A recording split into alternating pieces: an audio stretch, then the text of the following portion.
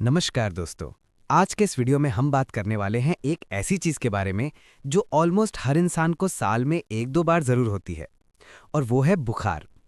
लेकिन क्या आप जानते हैं, बुखार अपने आप में कोई बीमारी नहीं है, बल्कि हमारे शरीर का एक सिग्नल है, एक सुरक्षा ढाल है। तो आज हम समझेंगे कि बुखार क्यों होता है, बुखार के दौरान शरीर में क्या क्या बदलाव होते हैं, कौन कौन से कारण बुखार को ट्रिगर करते हैं और कब डॉक्टर के पास जाना चाहिए।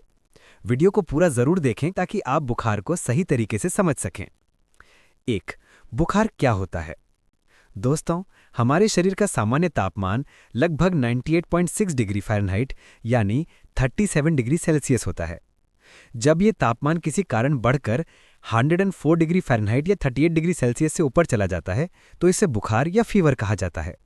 ये बढ़ा हुआ तापमान वास्तव में एक डिफेंस मैकेनिज्म है, यानी शरीर खुद को किसी इन्फेक्शन से बचाने के लिए अपना तापमान बढ़ाता है ताकि वायरस या बैक्टीरिया ज्यादा देर तक जिंदा ना रह सकें।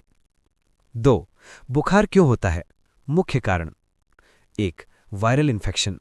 सबसे ज्यादा बुखार वायरल संक्रमण के कारण होता है, जैसे सर्दी, जुकाम, flu, dengue, viral fever, chikungunya.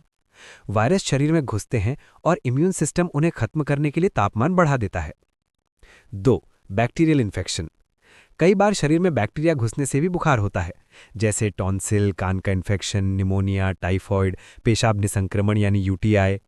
Bacteria शरीर में गर्मी और सूजन पैदा करते हैं, जिससे बुखार आने लगता है। 3. शरीर में सूजन यानी इन्फ्लेमेशन। कभी कभी इंजरी, जॉइंट पेन या बॉडी इन्फ्लेमेशन की वजह से भी बुखार आ सकता है, क्योंकि शरीर अंदर होने वाली सूजन का मुकाबला करने के लिए तापमान बढ़ाता है। 4. डिहाइड्रेशन यानी पानी की कमी। कम पानी पीने से शरीर गर्म हो जाता है और हल्का बुखार आने लगता है। 5. शरीर का ओवरहीट होना यानी हीट स्ट्रोक। तेज धूप में ज्यादा देर रहने से शरीर हीट को कंट्रोल नहीं कर पाता और बुखार जैसा लगने लगता है। 6. वैक्सीन लगने के बाद। कई बार बच्चों या बड़ों को टीका लगने के बाद हल्का बुखार आता है, जो बिल्कुल नॉर्मल है। ये शरीर का इम्यून सिस्टम एक्टिव होने का संकेत है। 7. तनाव और थकान।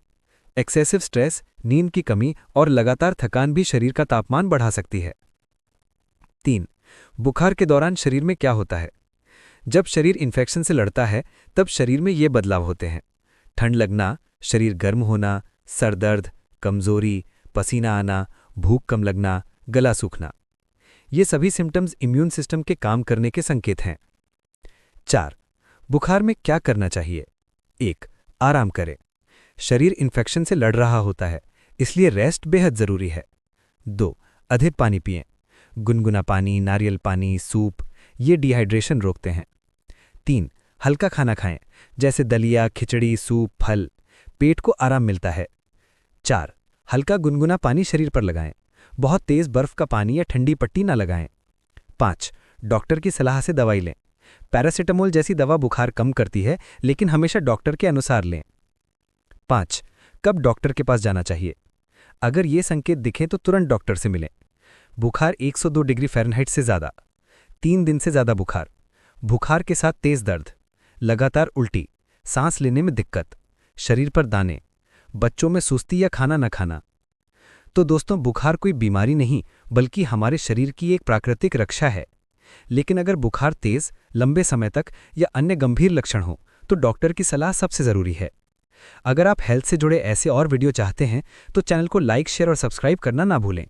धन्यवाद। स्वस्थ रहें, खुश रहें।